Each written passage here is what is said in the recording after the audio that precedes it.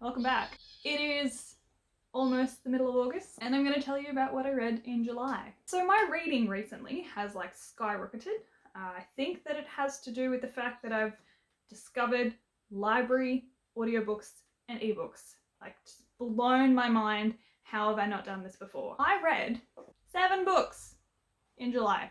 Not as many as June, but that's fine, we're going with it. I'm rambling, I'm just going to jump straight into it. The first book I completed in July was Winter by Marissa Meyer. This is the 4th book in the Lunar Chronicles series. I've spoken extensively about this series before. The general premise is that it is a sci-fi fairy tale retelling series, and our main character Cinder is based on Cinderella, and she has a host of other characters from other fairy tales like Rapunzel, Little Red Riding Hood, and Snow White, which Snow White is the main character of Winter. As I've said before in this series, Cinder is kind of always the main character, but we introduce a new fairy tale person each time there is a new book. And so Winter is the character that's introduced in Winter, and she is based on Snow White. Now, let me tell you, I got these books a very long time ago. I only have the first 3.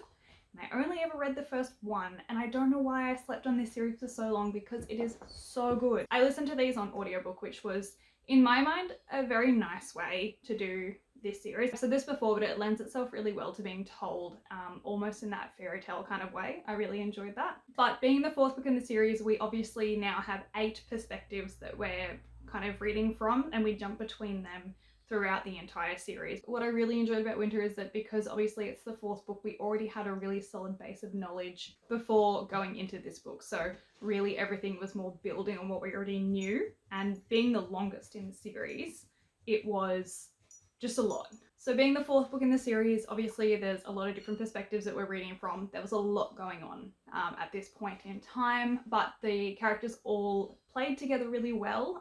All the different storylines overlapped nicely, and you can really tell from book 1 to book 4 how much Marissa Meyer actually grew as an author and how she kind of got way more creative as the series went on with kind of interplaying all these different characters, which was amazing. But all in all, I gave this book a 5 out of 5 stars because it was great. The next book I completed was Blaze of Glory by Michael Pryor, and this is actually a buddy read that I did with Paige from Pages with Paige. I'll leave her channel in the description down below, but I saw that she had this kind of in one of her videos as something that she wanted to reread, and I had never read it. It's been on my TBR for years, and so she kind of mentioned that she'd be happy to do a buddy read, and I was like, yeah, I'm in to do a buddy read, and so we read this together and it was great. I had such a fun time. It was really nice to have someone to kind of bounce things off of when you're reading it, and kind of keep each other accountable, which was chef's kiss. Blaze of Glory is a kind of middle grade mystery fantasy book. It follows our main character, Aubrey Fitzwilliam, close enough. Aubrey Fitzwilliam, who is kind of like a child genius in a way. There's a lot of magic in this story. He kind of practices magic here and there, but the magic itself is actually based in a lot of science, which I thought was really, really interesting and so cool. This book gave me a lot of real Sherlock Holmes vibes. The relationship between Aubrey and his best friend George was very Sherlock Holmes-esque, with Aubrey being that kind of really intelligent, knows more than he lets on, does things without kind of informing other people, and is always about 10 steps ahead of everyone else in terms of knowledge. The writing that Michael Pryor has in this story is very detailed. I would have absolutely struggled with this if it was like earlier in my reading career. World building was really, really great. Again, that magic system was very well explained, very detailed. It did take me a bit of time to get into it, but it was so well constructed and I actually really enjoyed it, and I gave it a 3.5 out of 5 stars. Alright, brief interlude to empty my camera because it was full.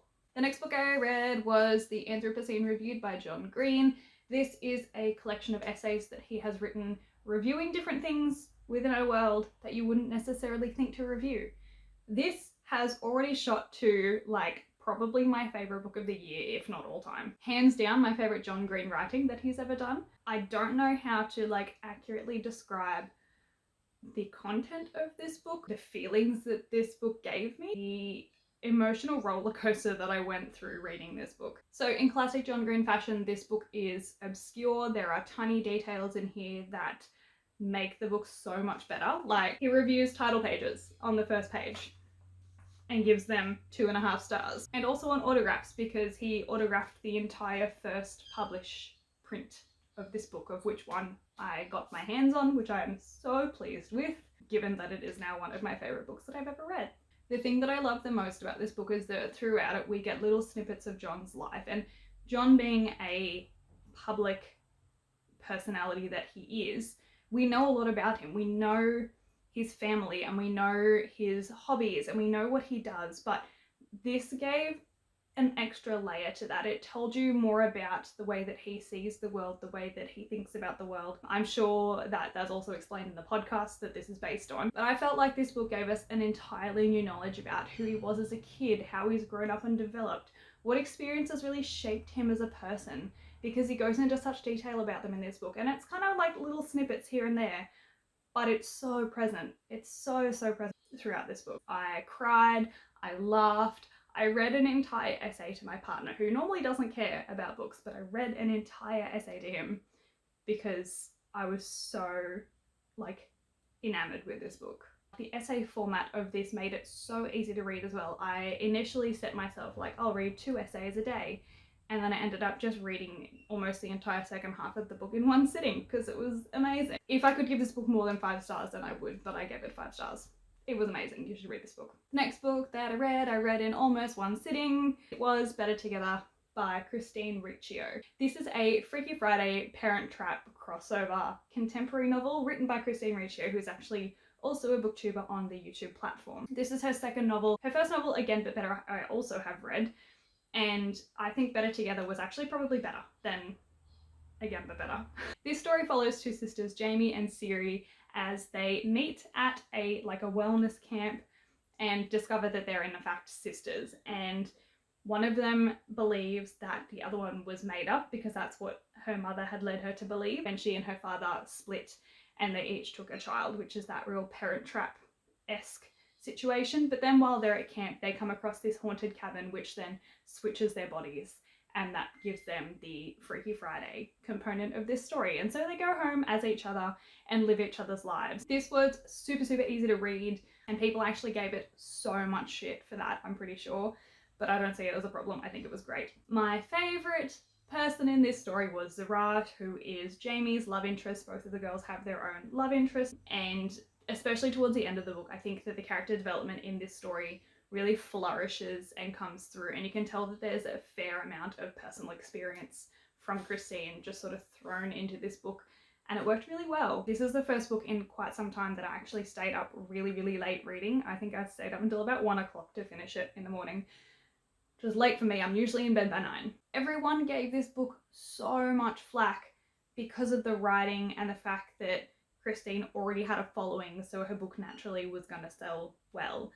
They gave it so much flack, saying it was like a fan fiction, it wasn't really a story, and I disagree so much. Obviously it's not the best written story ever. It's not like Christine has decades of writing experience under her belt. It's a second novel, and I think the fact that she's managed to get it published and out into the world is beautiful. It's a great story. It's obviously not an original idea, but nothing is ever original these days anyway. Everything's always this trope or that genre or that pairing or that character type. Like, it's really hard to find something truly original, and I think that the way that she has blended these 2 very strong, already established storylines was actually really well done. But anyway, I gave this book 4.5 out of 5 stars. Like, obviously it wasn't perfect, but I had a really fun time reading it. I think it was really enjoyable and very easy to read. The next book was an audiobook. It was a reread, and it's A Court of Mist and Fury. This is the 4th time I've reread this or re-listened to it. I've spoken about it extensively, so I'm not going to go into any detail, and I'm sure that you know what the series is. Always disclaimer, not a child's book, definitely adult book. This story just consistently, I love it. I'm not ashamed to say I love it. It's been with me for so long. I have had it obviously in my life for many years, but the thing that I noticed in this reread is that it's taken me 4 times of reading this fucking book. I didn't notice that the Book of Breathings was made of metal until this read. Made of metal. I've gone the last 5 years of my life thinking that this book is paper. It's made of metal. The 2 halves are made of metal. 5 stars every time. Love this book. Next is the last physical book that I read in July, and it was Kpop Confidential by Stephen Lee. This is a young adult coming of age story based in a K-pop Korea setting. It follows our main character Candace, who is an Asian American girl living in America, and she signs up for a K-pop audition and is the only one that is selected from her area, and she then has to convince her parents to let her go. Obviously she gets accepted and goes, otherwise this wouldn't be a thing. And this story follows her navigating the trainee lifestyle. Now, I am a huge fan of K-pop. I have been for several years now.